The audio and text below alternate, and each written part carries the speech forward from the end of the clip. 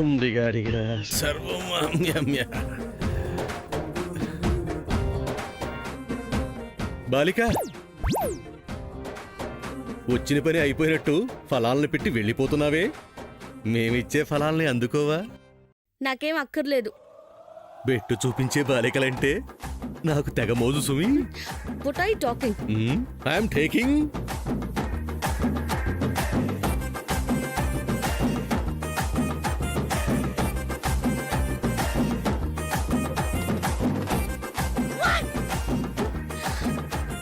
ఆహా, ఎంత తీయగా ఉందో. నీ చేత్తో ఇచ్చిన ఫలాలే ఇంత రుచిగా ఉంటే తేడా బాబా, పెట్టుకున్న పేరుకి తగ్గట్టుగా మాట్లాడమంటే ఊరుకొని చెప్తున్నాను. నువ్వు అసలు నిజంగా బాబావేనా? వేషం వేసుకుని మమ్మల్ని మోసం చేయడానికి వచ్చిన దొంగ బాబావా? ఆగ్రహించుకు బాలిక. ఈ తేడా బాబా మాట్లాడిన మాటలకు పెడార్థాలు తీయకు. మేము దొంగ బాబాలం కాము, నిష్ఠాగరిష్ఠులం, అతిశక్తిమంతులం. మాలాంటి దివ్యపురుషులకు సేవ చేసుకుంటే మీ జీవితం చరితార్థమవుతుంది. చరిత్రలో నీకు కొన్ని పేజీలుంటాయి. నా దగ్గరికి రా, చెప్తా. ఏంటి చేయి పట్టుకున్నావు? చెయ్యే కదా బాలిక పట్టుకున్నాను. ఎంత శుతి మెత్తగా ఉందో. నీ వయసు ఏంటి, నువ్వున్న అవతారం ఏంటి, నువ్వు మాట్లాడేంటి? మాటలదేముంది బాలిక, మనసులో పెట్టుకోవాలంటే పెట్టుకోవచ్చు, వద్దనుకుంటే వదిలేయచ్చు. మోక్షం ముఖ్యం గాని తొక్కలో మాటలదేముంది. రా బాలిక, నీకో రహస్యం చెప్తాను. రహస్యం చెప్తాను బాలిక. ఏం బాలిక, నీ చెయ్యిని నిన్ను చేసుకోబోయేవాడే పట్టుకోవాలా, నేను పట్టుకోకూడదా? అవును. ఇంకోసారి నా చెయ్యి పట్టుకున్నావంటే చంపేస్తాను, జాగ్రత్త. నీలాంటి వాళ్ళని ఇంట్లోకి రానిచ్చి నీ మాటలు నమ్మి ఇంట్లో పెట్టుకున్నందుకు మా వాళ్ళని అనాలి. బాలిక, వాళ్ళనేమి అనుకో, వాళ్ళు సేవలు చేసుకోమన్నారుగా, చేసుకో చేసుకో. ఏంటి చింతకు నుంచి చూస్తున్నాను, తెగ చెయ్యి పట్టుకుంటున్నావు. మా బావకు చెప్పానంటే నా చెయ్యి పట్టుకున్న నీ చెయ్యిని విరిచేస్తాడు. అంత పోటుగాడా? మగాడు, నీలాంటి బుద్ధి లేనివాడు. చా రమ్మను బాలిక. ఇదిగా ఈ జపమాల తీసుకుని ఉఫ్ అన్నానంటే ఏ పిల్లో ఎలకో అయిపోతాడు. పిల్ల ఎలకో కాదు, పట్టుకుని ఒక్కడిచ్చానంటే పుట్టుక్కున పోతావు. అయినా నీ రేంజ్కి మా బావక్కర్లేదు. కరాటే, కుంఫు, బాక్సింగ్ తెలిసినా నేను చాలు. ఈ చేతులతో రెండిచ్చానంటే మూడో దెబ్బ అవసరం లేకుండా రౌండ్స్ తిరిగి మైండ్ బ్లాక్ అయి కూర్చుంటావు.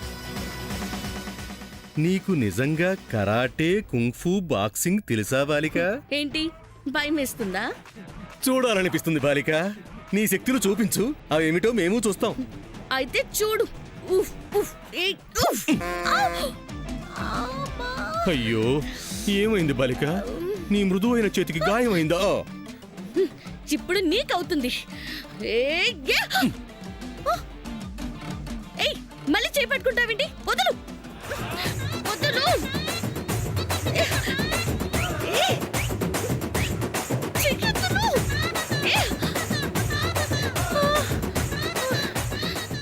ఏం బాలిక, ఇన్ని విద్యలు తెలిసిన నీకు నా చేతి పొట్టును విడిపించుకోవడం తెలీదా బాలిక?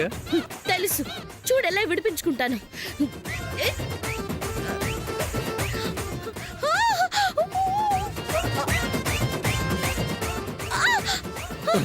అయ్యో, ఏం బాలిక, నేను రౌండ్లు తిరిగి కూర్చుంటాను అని చెప్పి నువ్వు కూర్చున్నావు. నిన్ను తిరుగుతున్నాయి. రేపుండు, ఈ సంగతి చెప్తాను.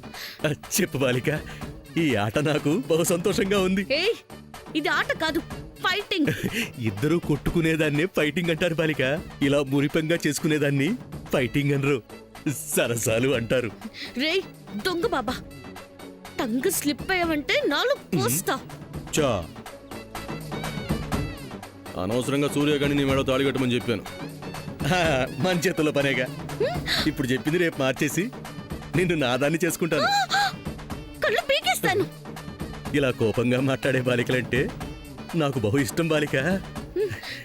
ఫ్యూచర్ లో కూడా మనం ఇలానే గొడవలు ఆడుకుంటూ ఓ చిట్టి బుజ్జి తడా బాబాని కన్నాం. రేయ్ నిన్ను చంపేస్తాను రోయ్.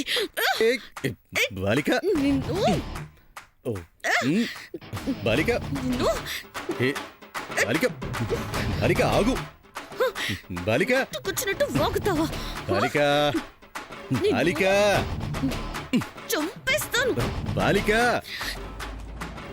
బాలిక బ- బ- బాలిక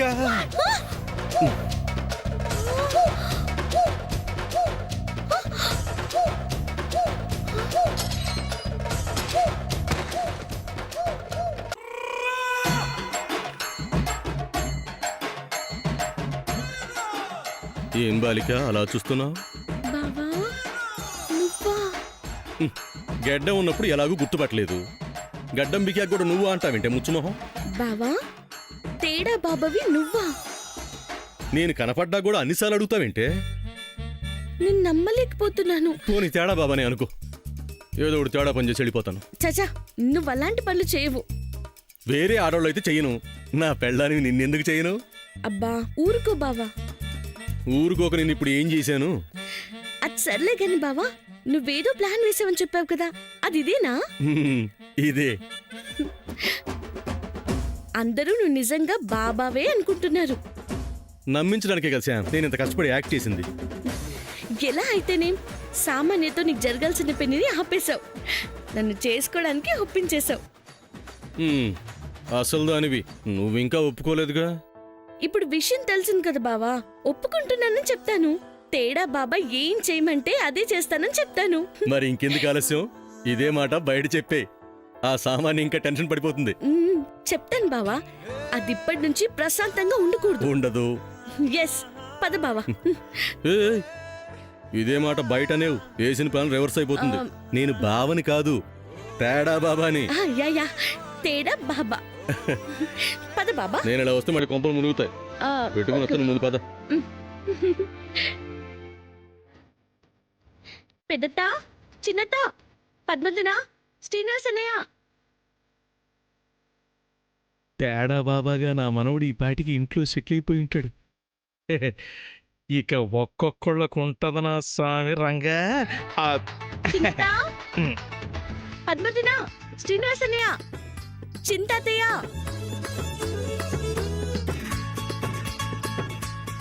ఏంటి ఎందుకలా అరుస్తున్నావు? అసలు ఈ తేడా బాబా ఎవరో తెలుసా?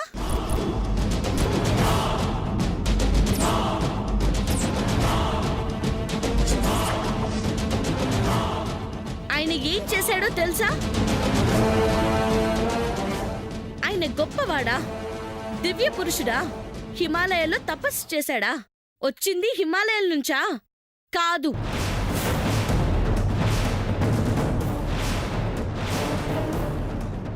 శ్యామ్కి ఏమైంది? నన్ను ఇరికించేలా మాట్లాడుతుంది. అమ్మా శ్యామ్, నువ్వు కాసేపు ఆగు చింతాతయ్య. హలో సమంత, విషయం ఏంటో చెప్పు. తేడా బాబా ఏం చేశాడు? నేనేమీ చేయలేదు బాలిక. మీరు కాస్త ఆగండి తేడా బాబా. నువ్వు చెప్పు సమంత. తేడా బాబా వచ్చింది హిమాలయాల నుంచి కాదన్నా? ఎక్కడి నుంచి వచ్చాడు చెప్పు. అవును, తేడా బాబు వచ్చింది హిమాలయాల నుంచి కాదు.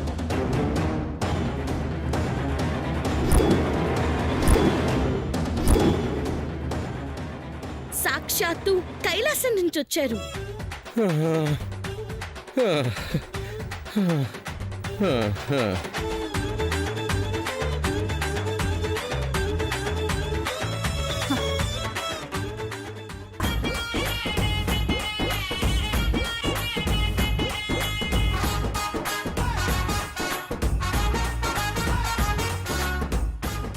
అవును, ఆయన తేడా బాబా రూపంలో ఉన్న దేవుడు.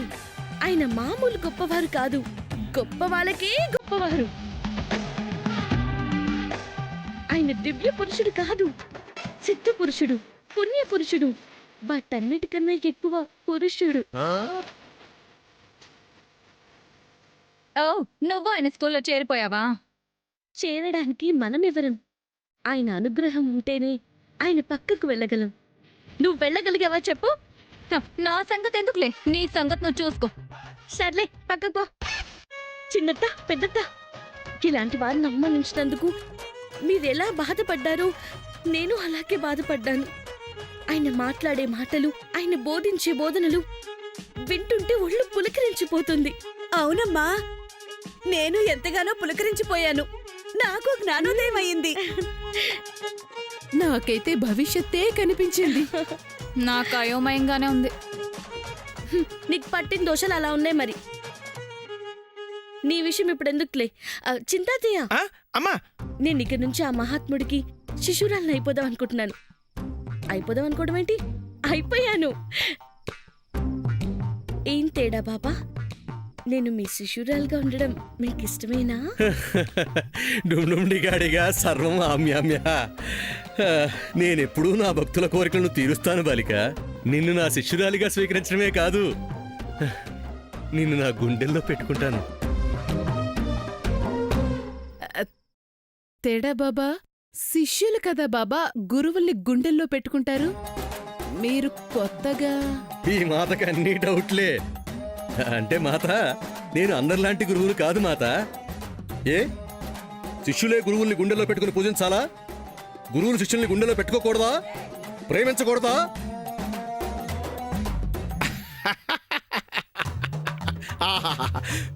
ఎంత బాగా సెలవిచ్చారు బాబా. గురు శిష్యుల బంధానికి ఒక కొత్త నిర్వచనం ఇచ్చారు బాబా మీరు.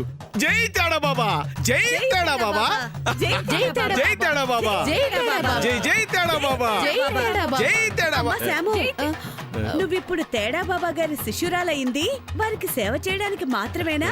ఆయన చెప్పిన మాటను పాటించడానికి కూడానా? ఆ? ఆయన నిప్పుల్లో దూకమన్నా దూకడానికి సిద్ధంగా ఉన్నాను పెద్దత్త. ఇక ఆయన మాటను కాదంటానా?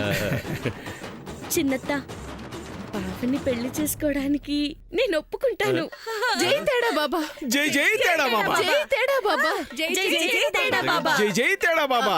అమ్మ శామ్, నిజమే కదా? నీ మీదొట్టు చిన్నత్త. తేడా బాబా, మీరు మామూలు వారు కాదు. రాయినే శిల్పం చేయగల దేవుడు మీరు. జై తేడా బాబా, జై జై తేడా బాబా, జై తేడా బాబా, జై జై తేడా బాబా. బాబా, జై జై జై తేడా బాబా. డుమ్డుమ్డిగాడిగా సర్వం ఆమ్యామ్య. ఆహాహాహా. సర్వే జనా సుఖినో భవంతు. ఇక మన శ్లోకం మొదలు పెడదామా? ఆ, బాబా ఓ తేడా బాబా, బాబా ఓ తేడా బాబా, బాబా ఓ తేడా బాబా, బాబా బాబా, ఓ తేడా బాబా, బాబా ఓ తేడా బాబా, బాబా ఓ తేడా బాబా, బాబా, తేడా ఓ తేడా బాబా, ఓ తేడా ఓ తేడా బాబా, బాబా ఓ తేడా బాబా, బాబా ఓ తేడా బాబా.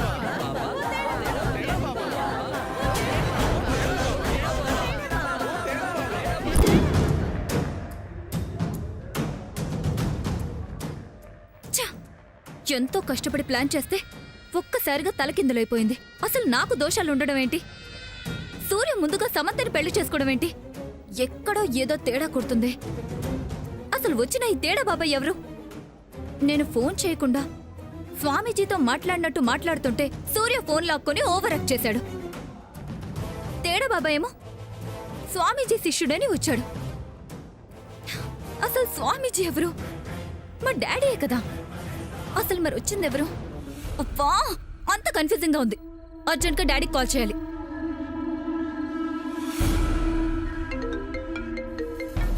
బేబీ చెప్పు. డాడ్, చెప్పమ్మా.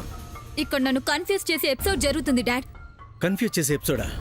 ఏం జరుగుతుంది? ఇక్కడికి నీ శిష్యుడని చెప్పి తేడా బాబా వచ్చి తేడాగా మాట్లాడుతున్నాడు. ఆ? నా శిష్యుడా? నేనే స్వామీజీగా వేషం వేసుకొని వచ్చాను. నా శిష్యుడు ఎవడుంటాడు? అదే నాకు కన్ఫ్యూజింగ్ గా ఉంది డాడ్. అలా కన్ఫ్యూజింగ్ గా ఉండక బేబీ. వచ్చిన తేడా బాబా ఏం మాట్లాడాడో వివరంగా చెప్పు. నా జాతకంలో దోషాలున్నాయంట. సూర్య నన్ను పెళ్లి చేసుకోవడానికి ముందు ఇంకో పెళ్లి చేసుకోవాలంట. అవునా? ఆ అయితే ఓ పని చేయమను. ఏ చోటో చూసి తాళి కట్టమను. అబ్బా, అలా కాదట డాడ్. ఆ సమంత మెళ్ళలోనే తాళి కట్టాలంట. ఓ, సమంత మెళ్ళలోన తాళి కట్టాలా? ఇదేదో తేడాగానే ఉంది బేబీ. ఆలోచించాల్సిన విషయమే. నాకు అదే అనిపించి నీకు ఫోన్ చేశాను. అయినా వచ్చినవాడు నా పేరు చెప్పుకుని ఎలా వచ్చాడు? ఆ? వచ్చే వరకు విషయం చెప్పకుండా అక్కడే ఉండి నువ్వేం చేస్తున్నావు? డాడ్, నువ్వు అక్కడ ఉండడం వల్ల ఇక్కడ జరిగేవేవి నీకు తెలీదు. అసలు నేను గ్రాండ్ మాని కొట్టిన తర్వాత ఏం జరిగిందో నీకు తెలుసా? చెప్పు.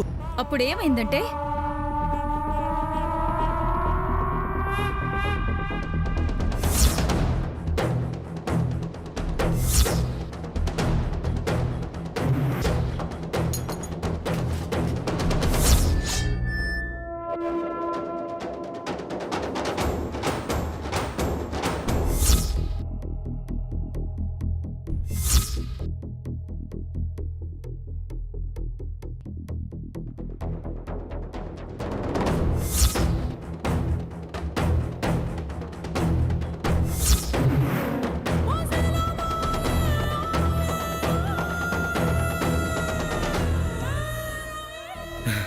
అంతా బానే చేసావు బేబీ. ఇందులో తేడా బాబా వచ్చేంత తేడా ఏం జరిగింది? నేను చెప్పడం ఇంకా పూర్తి కాలేదు. నువ్వు మధ్యలో మాట్లాడితే ఎలా? ఓ సరే చెప్పు. లాస్ట్ టైము నువ్వు స్వామీజీ గెటప్లో ఇంటికొచ్చి వెళ్ళిన తర్వాత జయంతి ఆంటీ దగ్గర నేను ఒక చిన్న పొరపాటు చేశాను. పొరపాటు చేసావా? ఏంటది? నీ ఫోన్ నంబర్ నాకు ఇచ్చావని, ఏమైనా అవసరం ఉంటే ఫోన్ చేయమన్నావని చెప్పాను. ఆ, ఆవిడేమో ఆ మాటను గుర్తు పెట్టుకుని అందరి ముందు నీకు ఫోన్ చేసి పిలిపించమని చెప్పారు. అప్పుడు సమంతాన్ని సూర్యని అబ్జర్వ్ చేస్తే నీ గురించి తెలిసిపోయిందేమో అనిపించింది. ఎందుకైనా మంచిదని ఫోన్ డయల్ చేయకుండానే స్వామీజీతో మాట్లాడినట్టు మాట్లాడాను. నువ్వు హిమాలయాలకు వెళ్ళినట్టు నేను కలరింగ్ ఇస్తుంటే ఈలోపు సూర్య ఫోన్ లాక్కొని మీ శిష్యుని పంపిస్తారా? ఓకే స్వామీజీ అన్నాడు. ఏం జరుగుంటుంది? బేబీ, అవతల ఫోన్ లైన్లో ఎవరు లేకుండా సూర్య ఎవరితో మాట్లాడాడు? మాట్లాడలేదు డాడ్, నాలా యాక్ట్ చేశాడు.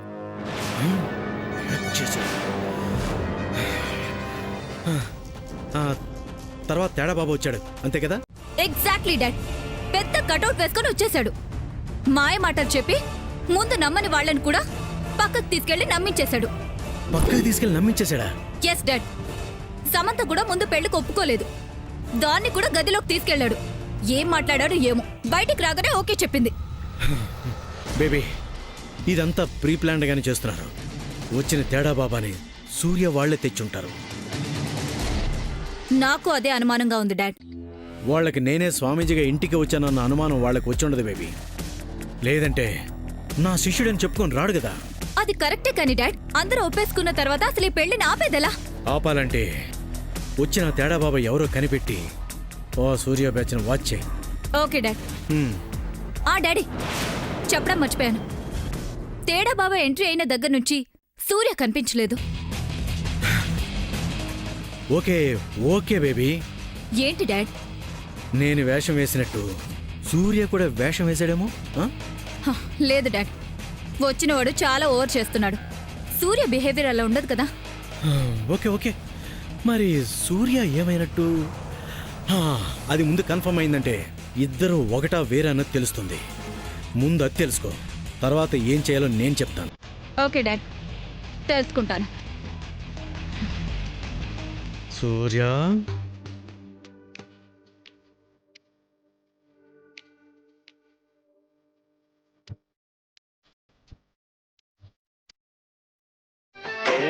చిరునవ్వుతో ఎదురొచ్చి చేతులెత్తి దీవించి భక్తులనే